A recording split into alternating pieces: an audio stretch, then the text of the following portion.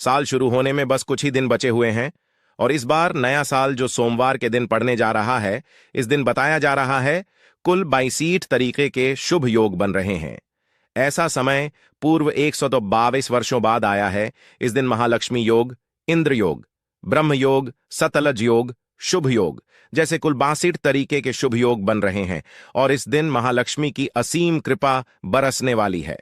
और अगर इस दिन आप चुपचाप किसी को बिना बताए तुलसी के नीचे ये के चीज बांध देते हैं तो आपकी सभी समस्याओं का हल संपूर्ण रूप से हो जाएगा। इसलिए इस दिन तुलसी से जुड़ा यह अचूक उपाय आपकी हर परेशानी को हल कर देगा, चाहे वह धन को लेकर हो या सेहत या संतान की हासिल को लेकर। इसलिए दोस्तों, वीडियो को आखिर तक जरूर देखें। और दोस्तों, अगर आप भी अपने जीवन में भगवान श्री हरि विष्णु की कृपा पाना चाहते हैं तो इस वीडियो को लाइक करके कमेंट में जय श्री हरि जय मां लक्ष्मी लिखना ना भूले। जय मां लक्ष्मी। आपके इस वीडियो को जो भी और चैनल को सब्सक्राइब करें उसके जीवन में कभी भी धन की कमी ना होने देना। दोस्तों, भारतवर्ष में ही नहीं, संसार के लगभग अधिकांश देशों में तुलसी को पवित्रता की दृष्टि से देखा जाता है। अनेक औषधीय गुणों से भरपूर तुलसी का धार्मिक महत्व भी है। अनेक धार्मिक अनुष्ठानों और तांत्रिक उपाय में इसका उपयोग होता है। पुराणों में तुलसी को भगवान विष्णु की पत्नी होने का गौरव मिला है। इसी कारण तुलसी जगत जननी भी है। परमात्मा के अनेक दुर्लभ दानों में परिणित तुलसी के को अमृत का प्रतिरूप भी कहा गया है। जहां तुलसी का पौधा लगा होता है वहां ब्रह्मा, विष्णु, शंकर यानी त्रिदेव का निवास होता है। और तुलसी की पूजा करने से महापातक भी उसी तरह नष्ट हो जाते हैं जैसे सूर्य के उदय होने पर अंधकार नष्ट हो जाता है। भगवान विष्णु की पूजा और प्रसाद में तुलसी का पत्ता होना सबसे जरूरी समझा जाता है, क्योंकि इसके बिना पूजा पूर्ण मानी जाती है। इन्हीं कारणों से सभी हिंदू परिवारों में तुलसी का तुलसी का पौधा तो प्रत्येक हिंदू घर में होता है। परंतु बहुत कम लोग तुलसी के संबंध में शास्त्रों में बताए गए महत्वपूर्ण नियम नहीं जानते हैं। तुलसी की पूजा कैसे करनी चाहिए, तुलसी को जल देना चाहिए, तुलसी के पास कौन सी वस्तुएं रखना शुभ होता है आदि कई महत्वपूर्ण नियमों का पालन करना आवश्यक होता है। इसके अलावा अगर आप तुलसी के नीचे यह एक चीज बांध देते हैं तो आपको मां तुलसी का ढेर सारा आशीर्वाद मिलता है और आपके घर में लक्ष्मी का सदैव ही निवास रहता है। दोस्तों, तुलसी का पौधा घर में होना परिवार के प्रत्येक सदस्य के लिए लाभकारी होता है। यह पौधा हर तरह से उपयोगी होता है। पुराणों के अनुसार तुलसी में देवी लक्ष्मी का वास होता है और नियमित रूप से इस पौधे की पूजा करने से लाभ भी जरूर मिलता है। परंतु यदि आप तुलसी को घर में रखने के साथ ही उसके नीचे यह एक चीज बांध देते हैं तो आपको तुलसी लगाने का कई गुना अधिक फल हासिल होता है, क्योंकि इस एक चीज के बिना तुलसी अधूरी मानी जाती है। यह चीज तुलसी को संपूर्ण बनाती है। इसीलिए शास्त्रों का सबसे अधिक महत्व बताया गया है। दोस्तों, कुछ लोग जाने अनजाने में तुलसी के पास ऐसी चीजें रख देते हैं जिससे तुलसी का अपमान होता है।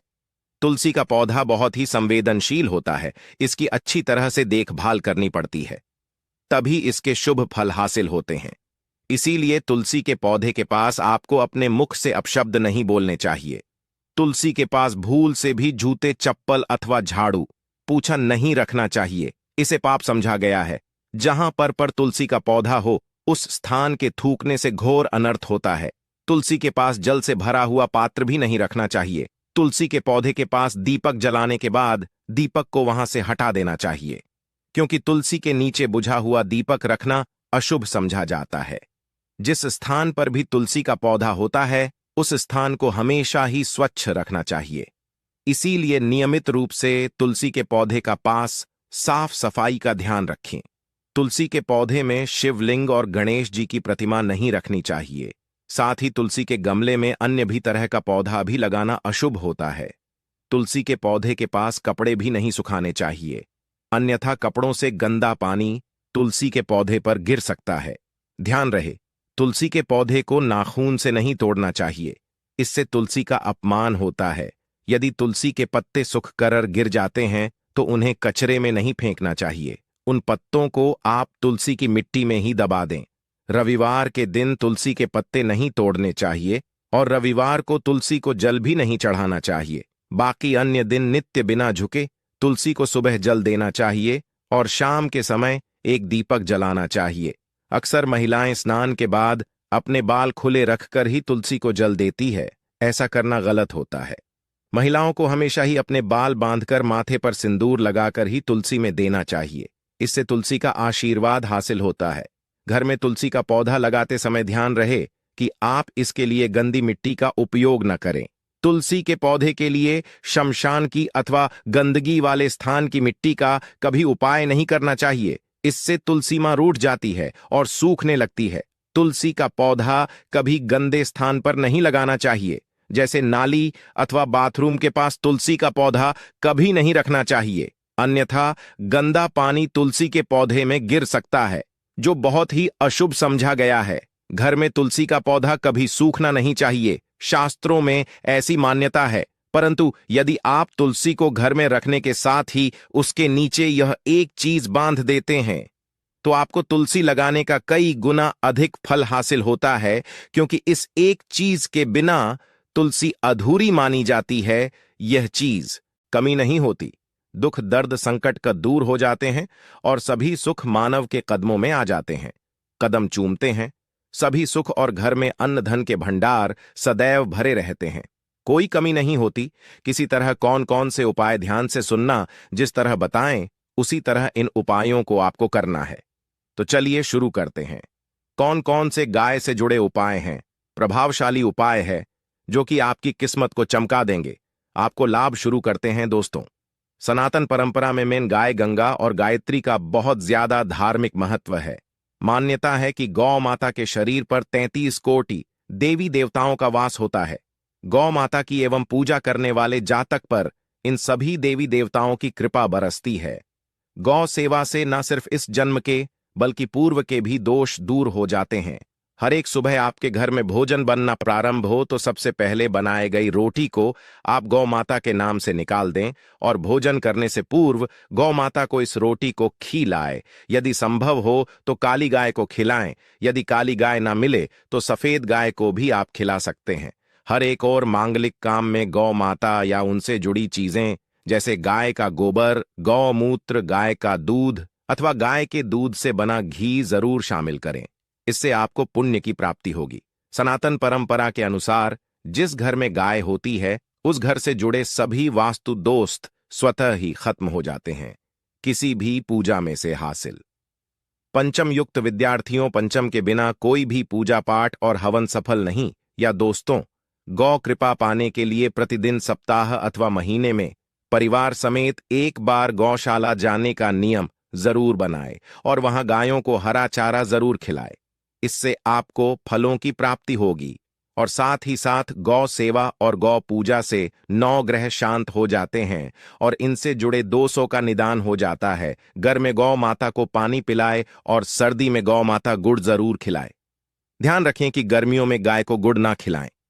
अनेक देवी देवताओं को अपने शरीर पर धारण करने वाली गौ माता से जुड़े कई शुभ और अशुभ संकेत भी होते हैं। मसलन गाय का दूध धोते समय यदि गाय ठोकर दें और सारा दूध बिखर जाए तो अब शगुन होता है। यदि कोई यात्रा पर निकल रहा हो और गाय अपने बछड़े को दूध पिलाती सामने आ जाए तो निश्चित रूप से जिस यात्रा के लिए आप निकले हैं वह यात्रा आप जरूर ही सफल होगी और वह जिसके लिए आप निकले हैं वह जरूर ही पूर्ण होगा। यात्रा पर जाते समय बाईं ओर गाय की आवाज आना और रात्रि में गाय की हुंकार करना भी शुभ होता है। दोस्तों, साथ ही साथ गाय के साथ आप भूल कर भी यह काम न करें, अन्यथा मिलता घोर पाप और जीवन भर की परेशानियां। जी हां दोस्तों, गाय को राष्ट्रीय पशु बनाए जाने और इन्हें मौलिक अधिकार दिए जाने की बात हो रही है तो सवाल उठता है, गाय संस्कृत का अहम हिस्सा है, तब भी गाय के साथ लोग खराब व्यवहार कैसे कर लेते हैं। गाय दर दर भटकती रहती है, भरपेट इन्हें चारा तक लोग नहीं देते। गाय जब तक दूध देती रहती है तो उनकी सेवा होती है और जैसे ही दूध देना बंद कर देती है तो लोग इन्हें उनकी पर छोड़ देते हैं, सड़कों पर और गलियों में भटकने के लिए। ऐसे में गोवंश जीवों को कोई डंडे मारता है तो कोई उन पर पानी डाल देता है, कभी वाहनों से कर लग जाती है तो कभी बीमार होकर बेचारी यह गाय दम तोड़ देती है। ऐसे में जरूरत है इन बातों को जानने की। गाय को लेकर शास्त्रों में क्या कहा गया है, गाय के साथ आपको कैसा व्यवहार करना चाहिए। क्या दोस्तों, गाय को कभी भी मारना पीटना नहीं चाहिए। शास्त्रों में गाय को माता का दर्जा दिया गया है। गाय को मारने माता को मारने पीटने वाले के समान पाप का भाग्य समझा जाता है। नर्कलोक में वर्षों तक कष्ट भोगना पड़ता है। अगले जन्म पशु योनि में मिलता है। कथा है कि गौतम मुनि ने गलती से गाय को डंडा मार दिया था, जिससे गाय की मृत्यु हो गई थी, और इस पाप से मुक्ति के लिए इन्हें वर्षों तक तपस्या करनी पड़ी। भगवान श्री कृष्णा जी ने बैल स्वरूप में आए वृद्धाश्रम का वध कर दिया था, जिससे मुक्ति के लिए भगवान श्री कृष्णा को संपूर्ण तीर्थों को एक कुंड में बुलाना पड़ा, और इस कुंड स्नान से वह पाप मुक्त हो गए थे। ये दोस्तों साथ ही साथ पानी पी रही गाय को भगाते हैं। वे घोर पापी के भागी बनकर नर्क भोगते हैं, ऐसा पुराणों में बताया गया है। जबकि जो लोग गाय के लिए प्याऊ और चार बनवाते हैं वह महाभाग्यवान होते हैं। ऐसे लोग गौर पाप से मुक्त होकर स्वर्ग पा जाते हैं और बड़े ही धनवान कुल में जन्म लेकर सुख भोगते हैं। और साथ ही साथ आराम कर रही गाय को कष्ट देकर कभी भी उठाना नहीं चाहिए। कहते इस स्थान पर गाय बैठी है, वहां से नकारात्मक ऊर्जा खत्म हो जाती है। गाय के बैठने की जगह को जो लोग नियमित साफ रखते हैं वह जन्म में किए गए जाने अनजाने में पापों से मुक्ति हो जाती है और गोलोक में स्थान पाते हैं।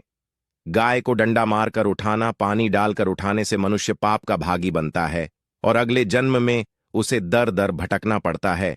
और साथ ही साथ शास्त्रों में बताया गया है कि यह का उसके बछड़े के लिए होता है। गाय के बछड़े से बचा हुआ दूध ही मनुष्य को लेना चाहिए, परंतु कुछ लोग एक बार गाय को दूध लेने बाद फिर से बछड़े के लिए बचा हुआ दूध भी धो लेते हैं। ऐसा करना घोर पाप कहा जाता है। दिन शालिग्राम को पंचामृत से स्नान कराना चाहिए। ऐसा करने से सभी जन्मों के पाप नष्ट होते हैं। शालिग्राम सकारात्मकता और सात्विकता का प्रतीक होता है। अंतिम महत्वपूर्ण बात आपको बता दें कि तुलसी का पौधा कभी लालच में आकर नहीं लगाना चाहिए। तुलसी का पौधा लगाए तो उसकी नित्य पूजा करना आवश्यक है। अगर आप इन नियमों का पालन नहीं कर सकते हैं तो तुलसी का पौधा घर में लगाकर तुलसी मां का अपमान भूल से भी ना करें। इससे आपको विपरीत परिणाम भोगने पड़ सकते हैं। तो दोस्तों इस तरह से आप भी तुलसी के गमले में यह चीजें जरूर और सच श्रद्धा से तुलसी के पौधे की देखभाल करें। मां लक्ष्मी आपके जीवन में खुशियां और धन संपत्ति लेकर आएंगी। उम्मीद है आपको यह जानकारी अच्छी लगी होगी। वीडियो को लाइक जरूर करें, कमेंट में जय मां लक्ष्मी और जय मां तुलसी जरूर लिखें। साथ ही चैनल को सब्सक्राइब करें और इस वीडियो को अपने दोस्तों के साथ शेयर जरूर करें। मिलते हैं अगले वीडियो में। आप सभी का धन्यवाद।